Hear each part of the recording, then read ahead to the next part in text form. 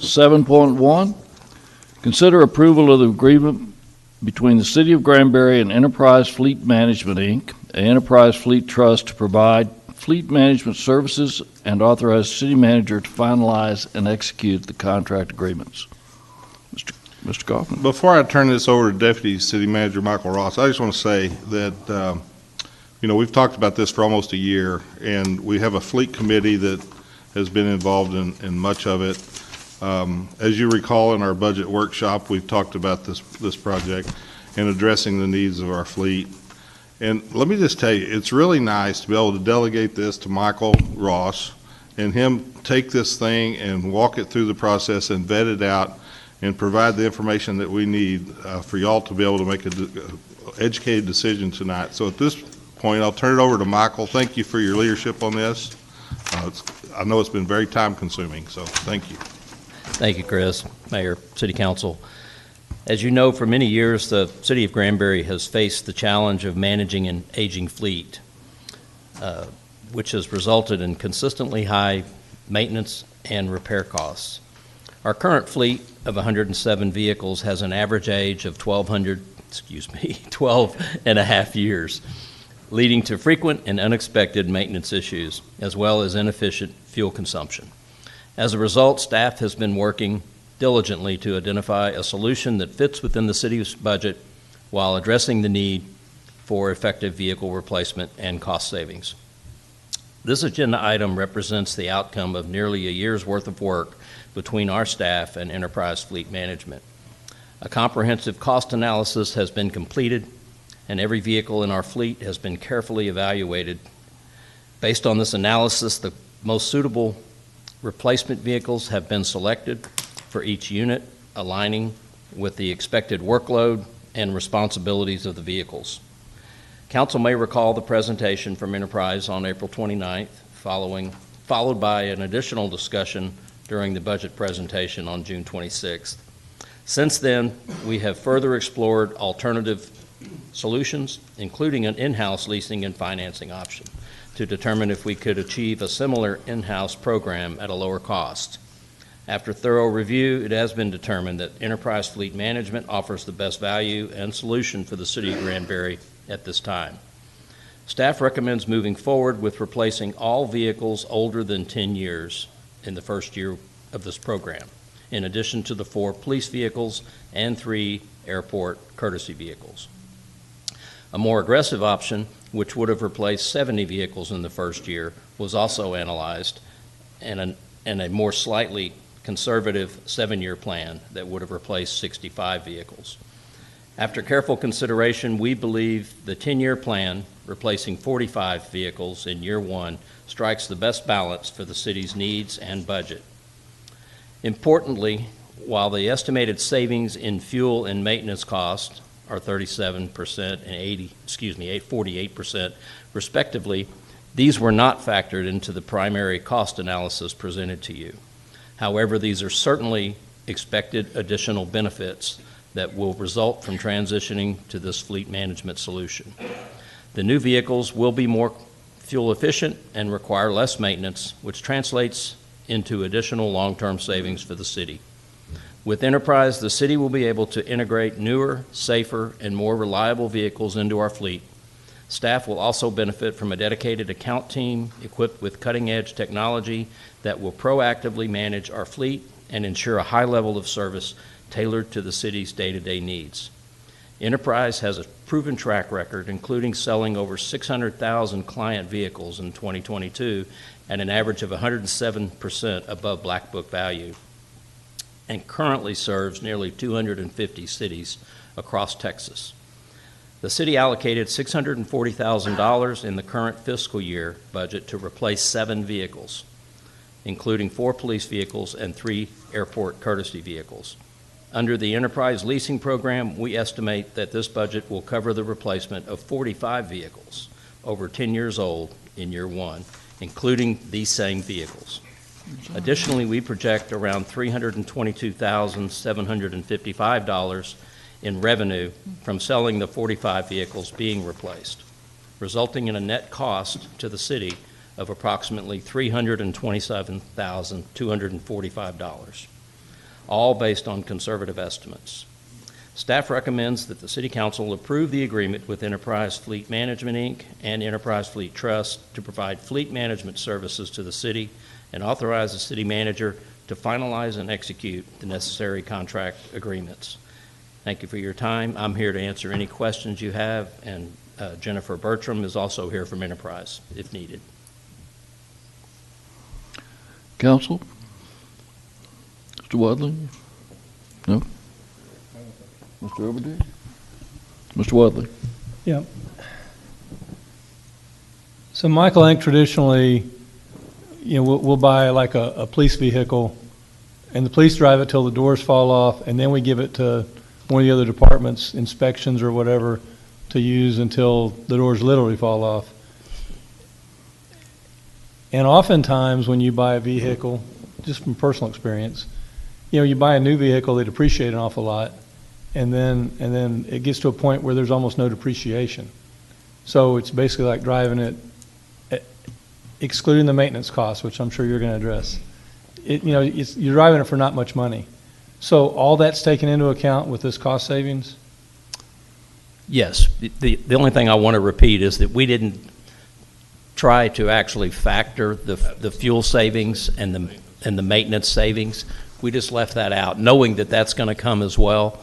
All we factored was the cost of the vehicle, least when we leased them, the upcharge, the upfit to any police cars, and then the equity at the end that we sell them for, and that's where you get the net $327,000 is the estimate for the year, and we have a $640,000 budget for this year.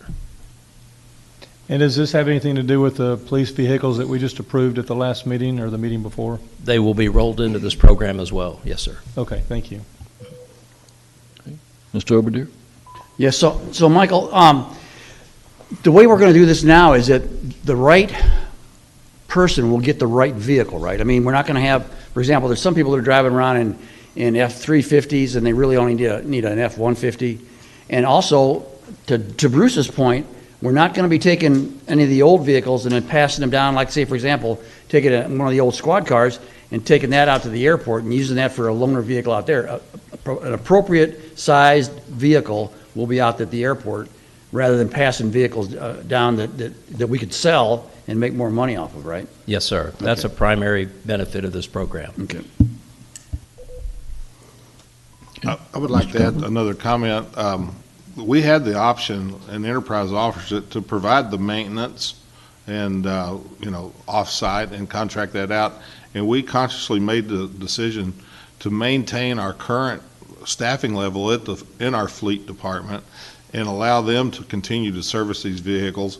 But we foresee that the type of maintenance they're going to be doing isn't going to be replacing engines and transmissions anymore. That may still happen, but they're going to be able to spend more time on the heavy equipment that we do maintain and require special mechanic services.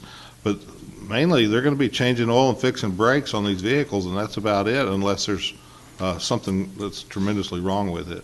Also, we maintain control at all times. If we decide that we need to keep these vehicles longer, we can do that. This is not a closed-end lease like you or I would go down to the car dealer and lease a car. That's what you call a closed-end lease. That where you can only have so many miles on it before they penalize you or whatever. At the end of the lease, you're dedicated for that entire lease, and then you take it back at the end of 3 years or whatever you signed up for, and you end up with zero equity. This is an open-ended lease where we can control what we do. We're not worried about the number of miles or the idle time of the engine or all the other factors that go into what we do to vehicles, and we can determine, we've only got X amount of miles on this vehicle right now. We can go ahead and lease it for another year instead of replace it, if that's the best thing in the current market situation for resale. So, we get a great staff from Enterprise Fleet to help us with that, and they have the foresight to be able to project what we can actually sell it for at market before we actually do it. And so there may be a time when they say, because the market's flooded with used vehicles right now, we need to hold off, and we will listen to them and make a decision. So it's not a closed lease. That's the main thing I'm trying to say. It has plenty of flexibility to allow us to make decisions to control our own destiny. Thank you. Mr. Corrigan? Just a couple of questions, and most of these are clarifying from conversations we've had in the past. You had mentioned that after our last conversation, that you had looked at other options, including doing in-house differently. What were some of the other options that were considered? Were they other companies? Were they other, like just going to the bank, or? That was the primary thing we wanted to compare, was to see if we could do something similar from a lease financing perspective, that we could do it ourselves. What we found very quickly is we still don't have the depth and breadth of enterprise, and that ability nationwide, and all of the people they have doing this day in and day out, selling vehicles at the right time, buying vehicles at the right time, right sizing the fleet each and every time. We'll have this year 45 vehicles. If it gets approved, we'll be preparing those, and there'll be a page, an ultimate order page for every single vehicle, and all of those will come through all of us, through all the staff from Enterprise, and then ultimately to Chris, and Chris will look over and individually approve each vehicle that goes forward before it goes forward and gets ordered. And so we also looked at just trying to borrow money and finance this thing through debt. We just think that this is why we're here tonight. We think this ended up being the overall best solution, along with 250 other cities in the state of Texas right now. Okay. And if we approve it tonight and we get to a point where, for whatever reason, we just don't feel like it's working for the city, what are the parameters of getting out of the agreement? Is there a potential that we'll lose vehicles or take a loss, or how does that play out?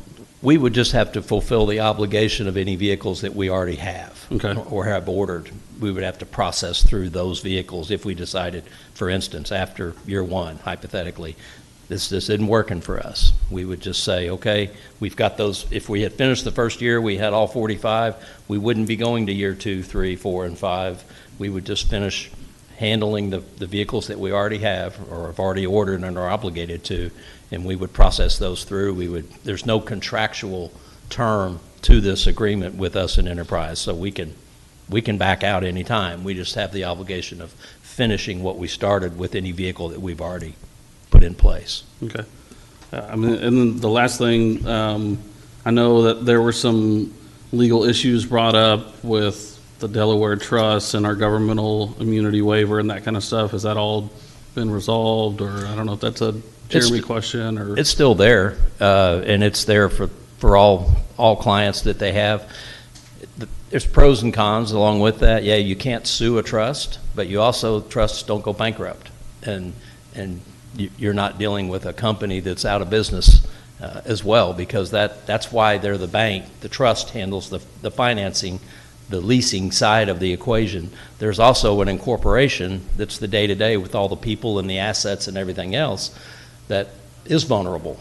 But we don't go into these planning to sue, and I respect Jeremy and his risk meter, as I call it, and we feel that the risk is an acceptable risk, because we would just stop the relationship and not carry on. And yeah, if we had something in place that we were unhappy with and Enterprise couldn't resolve it, we would have to deal with that at that time. But that's not what we're hearing from other cities and other clients. Okay. That's why we're bringing this to y'all. And as far as the other cities that you've reached out to, I mean, everyone seems...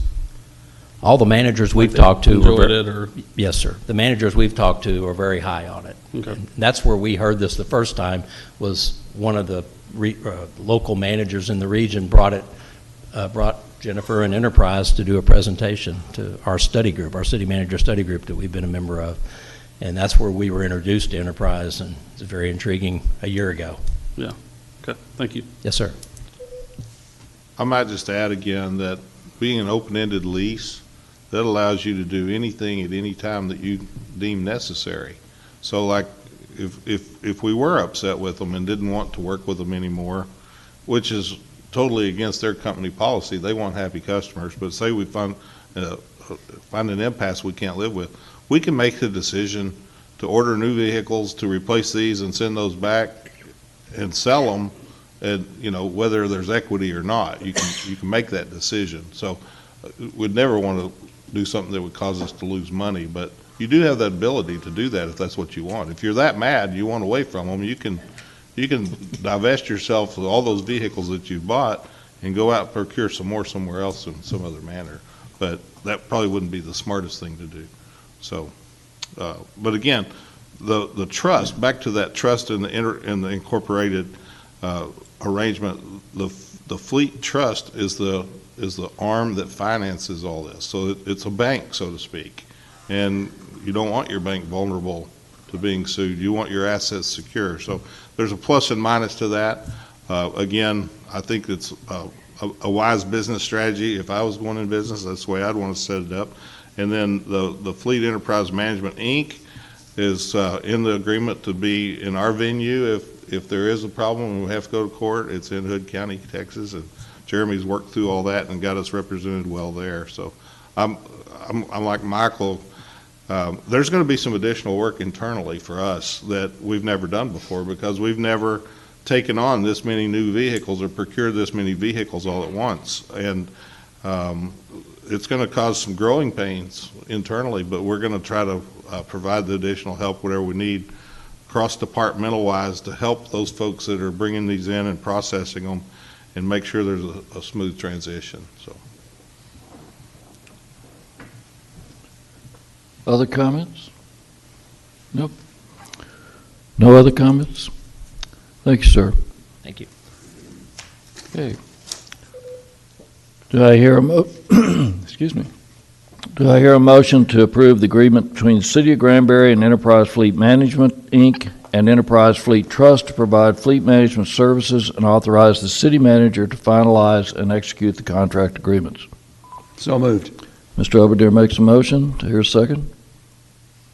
Second. Mr. Wadley makes a second. All in favor say aye. Aye. All opposed say nay. That will pass 6-0.